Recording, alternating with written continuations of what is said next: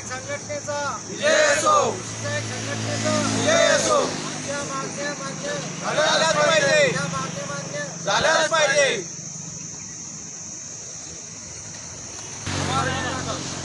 हमारी युनियन हमारी ताकद. विजय असो, कृषी सहाय्यक संघटनेचा विजय असो. कोण म्हणतं देत नाही.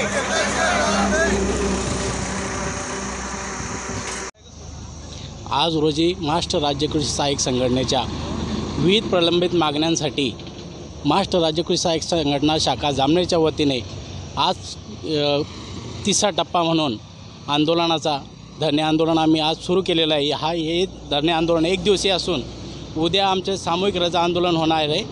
त्याच्यानंतर दिनांक 9ला सर्व कार्यालयीन ऑनलाईन कामकाजावर बहिष्कार राहील. त्याच्यानंतर जर मागण्या मंजूर नाही झाल्या तर त्याच्यानंतर 15 तारखेपासून संपूर्ण कृषी विभागाच्या कामकाजावर आम्ही बहिष्कार टाकणार आहोत. आमच्या प्रमुख मागण्यामध्ये प्रथम मागणी आहे कृषी सहाय्यकांचे परिणाम हे कृषी सहाय्यक कृषी अधिकारी म्हणून करण्यात यावे.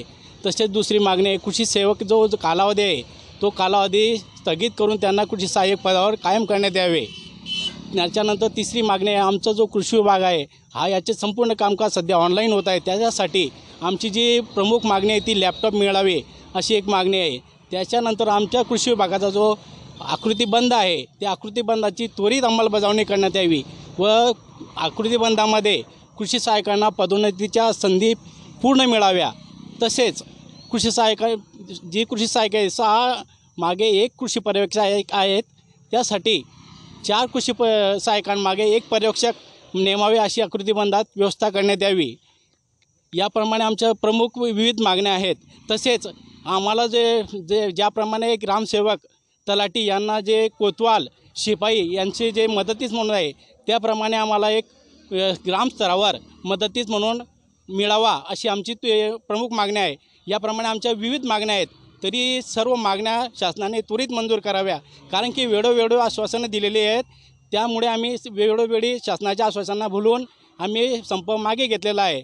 परंतु आता हा संप मागे होणार नाही जोपर्यंत आमच्या मागण्या मंजूर होत नाहीत. महाराष्ट्र राज्य कृषी सहाय्यक संघटनेचा विजय असो. महाराष्ट्र राज्य कृषी सहाय्यक संघटनेचा विजय असो.